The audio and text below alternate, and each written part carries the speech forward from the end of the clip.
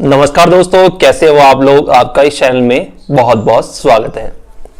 दोस्तों, जो भी बड़ी नौकरियां होती हैं वो देर से क्यों मिलती हैं और वो जल्दी क्यों नहीं मिलती, इसके पीछे कई सारा रीजन होता है।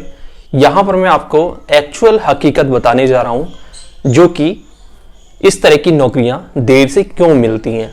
तो मैं यहां पर एक हकीकत आपको बता दूं कि जैसे एक कंपनी होती है, एक एरिया होता है, तो मैं एक आरएसएम का उदाहरण लेता हूं यहां पे।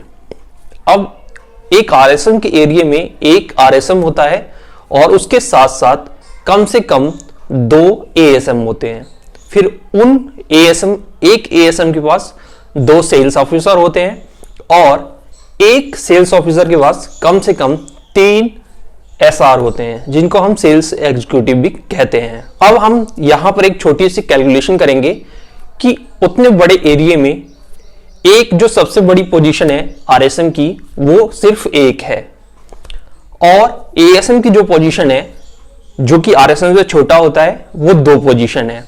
इसके बाद सेल्स ऑफिसर की पोजीशन देखेंगे तो एक एएसएम के पास 2 है, यानी 2 के पास 4, यानी 4 वैकेंसी वहां पे क्रिएट है सेल्स ऑफिसर की। अब हम देखेंगे कि जो सेल्स एग्जीक्यूटिव है उसकी वैकेंसी कम से कम 12 वैकेंसी है, 12, यानी 12 सेल्स एग्जीक्यूटिव की जगह वहां पर निर्धारित है। यानी कभी वहां से कोई भी जाता है तो वहां पर एक वैकेंसी खाली हो जाएगी, यानी कम से कम 2-3 वैकेंसी हमेशा खाली होती रहेंगी। ऐसा ही थोड़ा सा ऊपर जाएंगे, थोड़ी सी ऊंची पोजीशन पे, तो सेल्स ऑफिसर में कम से कम 4 वैकेंसी है, तो वहां पर एक पोजीशन थोड़े थोड़े दिनों में खाली होती रहेगी, तो वहां पर उम्मीद होती है दूसरे कैंडिडेट की आने की। इसके बाद अगर एएसएम को देखेंगे तो वहां पर 2 लोग होते हैं। एएसएम की जाने की संभावना 3 से 6 महीने में ज्यादातर होती है, और वहां पर एक दूसरे एएसएम की आने की संभावना होती है। इसी तरह उससे ऊपर देखेंगे एक आरएसएम की, जो कि 1 साल से 1.5 साल में उसकी जॉब जा सकती है या जाने वाली होती है, तो उस टाइम पे कोई और भी वैकेंसी देके वहां पर आ सकता है। तो इस तरह से आपने देखा कि एक जो बड़ी पोजीशन होती है वहां पर जगह कम होती है, और जो वहां पर जगह खाली होने की जो साइकिल है वो थोड़ी देर से होती है। इसीलिए जो बड़ी पोजीशन वाली जॉब होती है वो देर से मिलती है।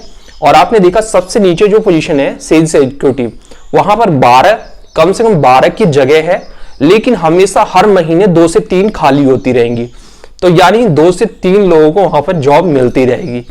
तो इस तरह की साइकिल होती है, क्योंकि एक ही एरिया में एक आरएसएम की वैकेंसी है, लेकिन अगर उसके छोटी नौकरी में देखें तो कम से कम 12 सेल्स ऑफिसर की नौकरी है उतने बड़े एरिया में।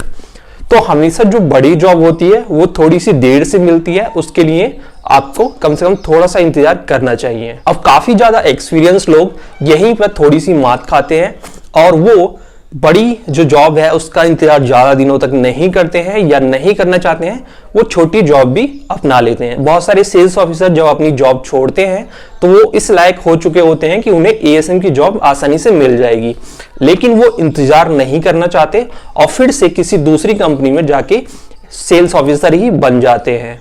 तो इस तरह से वो रिस्क लेना नहीं चाहते, या कुछ दिन अपनी जॉब में गैप देना बिल्कुल भी नहीं चाहते, या इंतजार नहीं करना चाहते। इसलिए वहां पर जो उनकी जो पोजीशन चेंज होने वाली होती है वो नहीं हो पाती, और इसी दौरान बहुत सारे लोग रिस्क लेते हैं, कुछ दिन घर पे भी बैठते हैं या कुछ भी करते हैं, लेकिन वहां पर उनकी जो जॉब होती है, आपने देखा होगा कि उनकी पोजीशन चेंज हो जाती है, और इस तरह से उन्हें ग्रोथ मिलती रहती है। तो इस वीडियो में मैंने अपना ही एक्सपीरियंस बताया है कि इस तरह से आप अपनी पोजीशन को चेंज कर सकते हैं। उसमें थोड़ा सा आपको रिस्क लेना पड़ेगा और थोड़ा सा पेशेंस रखना पड़ेगा, और आपको कम से कम अपना इतना बैलेंस बना के चलना चाहिए कि अगर आप 1 से 2 महीने, 3 महीने, 4 महीने घर पे भी बैठ जाएं तो आपका बैलेंस बिल्कुल भी गड़बड़ ना हो। तो दोस्तों, अगर वीडियो अच्छी लगी है तो लाइक कर दीजिए, शेयर कर दीजिए, और चैनल को सब्सक्राइब नहीं किया है तो सब्सक्राइब जरूर कर लें।